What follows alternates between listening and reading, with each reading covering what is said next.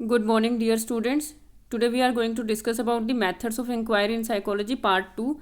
Already we have discussed about the experimental method and observation method, their types, case study and correlation method in the first video. This is our second chapter and the questions concerned with this part is from 8th question. Give two examples of the situations where survey method can be used. What are the limitations of this method? जहाँ भी limitations पूछी जाती है it means हमें उसको method को evaluate करना है. इवेलुएशन भी आ सकता है एग्जाम में.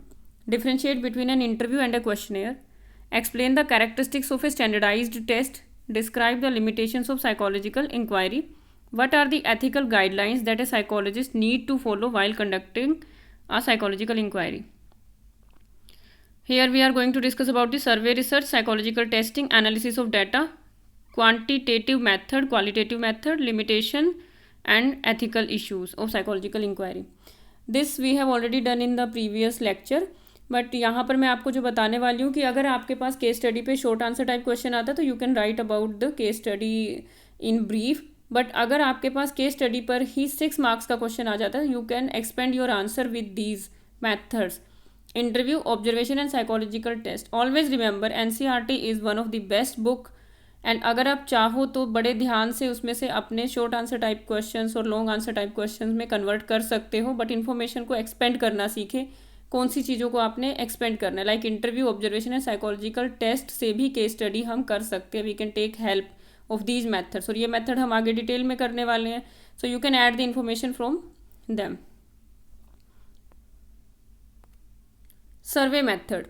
Survey research came into existence to study opinions, attitude and social facts. Method: personal interview, questionnaire, telephonic survey and controlled observations. ये सारे मेथड है जिससे कि हम सर्वे कर सकते हैं. पर्सनल इंटरव्यू कंडक्ट कर सकते हैं किसी का, क्वेश्चनेयर्स भरवा सकते हैं, टेलीफोनिक सर्वे कर सकते हैं. जैसे कि कई बार मैसेज आ जाता है कि आप ये क्लिक कीजिए, या फिर पोल्स होते हैं, polls. Controlled observations. Personal interview. Personal interview में there are two people. One is the interviewer जो इंटरव्यू लेने वाला है, और दूसरा इंटरव्यूई मीन्स रिस्पोंडेंट जो कि इंटरव्यू देता है. So 2 or more person sit face to face with each other in which one person ask the question and the other person answer the question related to the problem. 2 तरह के interview होते हैं. One is structured and standardised. यहाँ पे structured का मतलब है कि जो क्वेश्चंस होते हैं वो स्टैंडर्डाइज्ड होते हैं, फॉर्म में होते हैं और वो लिखित में होते हैं. They have structured means they have written down all the questions they are going to ask from the respondent.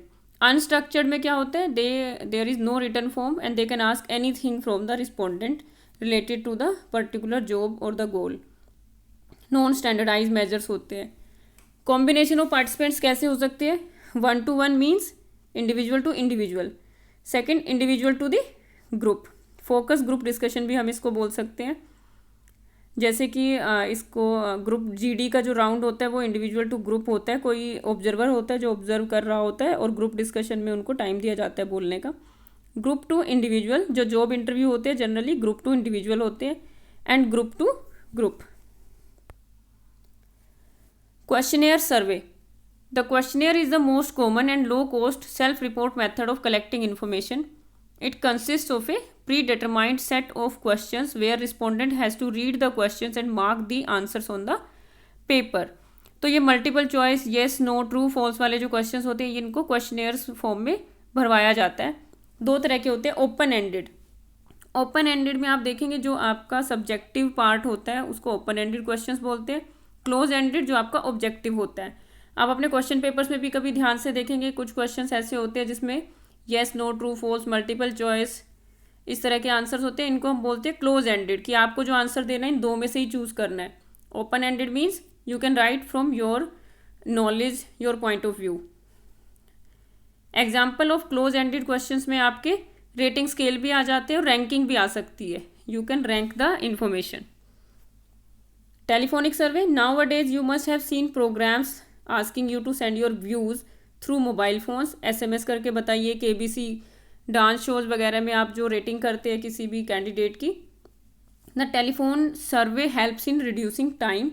लेकिन थोड़ा बायस होता है इसमें because if you don't know the person कौन इंटरव्यूअर है तो टेक्निक थोड़ी सी अनकोऑपरेटिव हो जाती है because no one no one is like making you to do the to fill the questionnaire और टू डू द सर्वे। तो कुछ लोग मना कर देते हैं सर्वे फिल करने से। एडवांटेज क्या है सर्वे का? एक तो क्विकली और एफिशिएंटली इन्फॉर्मेशन मिल जाती है आपको थाउजेंड्स ऑफ पीपल से। अब ये एक एग्जांपल देती हूँ। अभी थोड़े दिन पहले पंजाब यूनिवर्सिटी में लॉकडाउन को लेकर स्टडी हुई थी कि इनिशियल डेज में लॉकडाउन में लोग बहुत खुश थे छुट्टियों को लेकर, लेकिन जैसे जैसे टाइम बढ़ता चला गया एंग्जाइटी बढ़ती चली गई।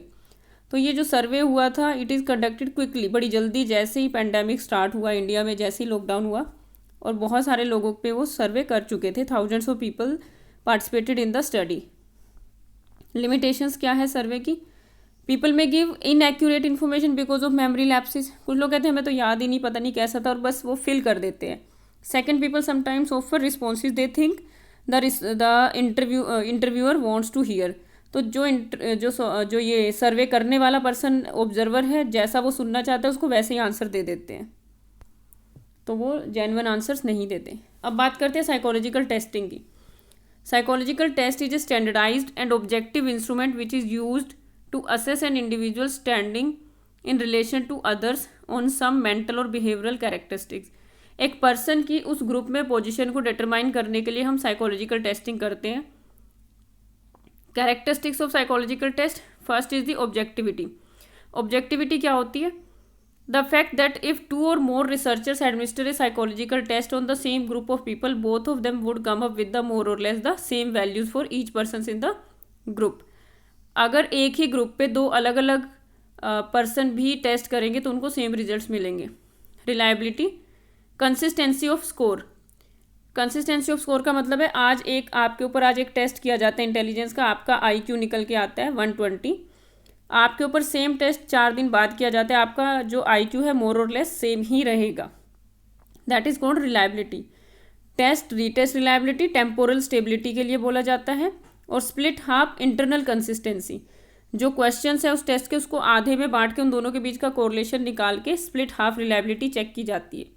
Validity, validity refers to the question the purpose of the test. Does the test or instrument measure what it claims to measure. ऐसा तो नहीं है कि इंटेलिजेंस का जो टेस्ट है वो कुछ और ही चेक कर रहा हो, उसमें आपने कुछ क्वेश्चंस डाल दिए, कंसिस्टेंसी है, रिलायबिलिटी है, बट ज़रूरी नहीं है कि जहाँ पर रिलायबिलिटी हो वो टेस्ट वैलिड भी हो। स्टैंडर्डाइज मेजर, स्टैंडर्डाइज टेस्ट वो होता है जहाँ पर हम नॉर्म्स डेवलप करते हैं जिनसे हम कंपेयर कर सकते हैं।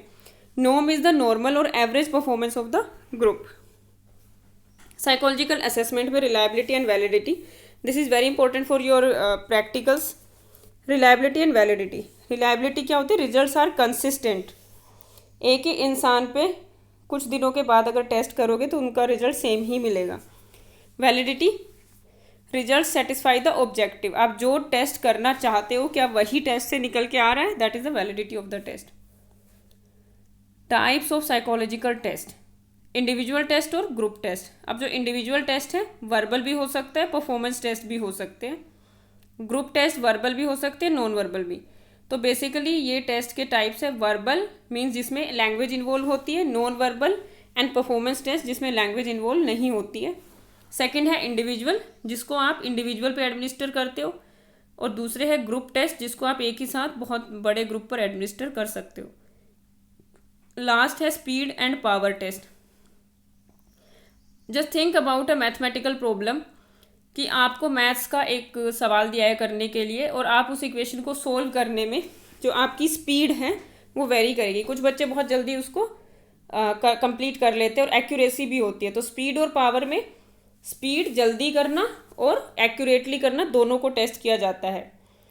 एक तरह का और साइकोलॉजिकल टेस्ट होते हैं, उनको कल्चर फेयर और कल्चर बायस टेस्ट बोला जाता है। कल्चर फेयर मीन्स आपके कल्चर का कोई प्रभाव ना हो उस पर, और उस टेस्ट को अगर आप USA में करोगे तो भी रिजल्ट आपको सही पता चलेंगे, इंडिया में करोगे तो भी आप उसको कंपेयर कर सकते हो।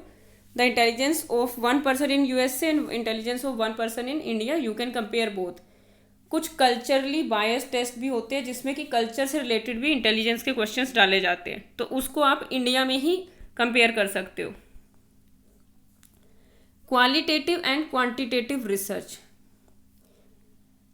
क्वांटिटेटिव रिसर्च जो होती है उसमें नंबर्स, आप जो नंबर्स की बात करें तो डिजिट्स जो स्टैटिस्टिक्स होते हैं, जैसे मीन वैल्यू आपने निकाली है, मीन, मीडियन, मोड, तो ये सारा क्वांटिटेटिव ऑब्जेक्टिव्स है। क्वालिटेटिव में क्या होता है? क्वालिटेटिव जब आप किसी को नैरेटिव एनालिसिस करते हो, उसकी लैंग्वेज को एनालाइज करते हो, that is qualitative analysis. Purpose first to study relationship cause and effect. Quantitative में हम नंबर्स के साथ कॉज एंड इफेक्ट रिलेशनशिप देखते हैं। क्वालिटेटिव में to examine a phenomena as it is in rich detail. हम बहुत डिटेल में किसी की पर्सनैलिटी को एनालाइज करते हैं। जैसे मैं अगर आपको बोलूँ कि आप किसी महान नेता के भाषण को एनालाइज करके उनकी पर्सनैलिटी के बारे में इन्फ्रेंस निकालिए, तो ये क्वालिटेटिव एनालिसिस है। और क्वांटिटेटिव में मैं बोलती हूँ कि लोगों की पसंद नापसंद के आधार पर उसी लीडर की आप रेटिंग करवाइए, तो ये क्वांटिटेटिव एनालिसिस है। Design develop prior to study. Flexible होता है, इवॉल्व्स ड्यूरिंग स्टडी। स्टडी के दौरान भी आप क्वालिटेटिव एनालिसिस कर सकते हो। Approach deductive and test theory. Qualitative होता है इंडक्टिव, में generate theory. Tools uses pre selected instrument. और क्वालिटेटिव में the researcher is primary data collection tool. बहुत ही सिंपल डाटा लिया जाता है इसमें। Sample uses large sample. Quantitative में बहुत बड़े सैम्पल पे रिसर्च हो सकती है और क्वालिटेटिव में छोटे सैम्पल पे रिसर्च कर सकते हो। एनालिसिस क्वांटिटेटिव में statistical analysis of numerical data. Qualitative में नैरेटिव डिस्क्रिप्शन एंड इंटरप्रिटेशन। मैं आपको एग्जांपल देती हूँ। मैंने एक रिसर्च की थी जिसमें क्वालिटेटिव एनालिसिस किया था।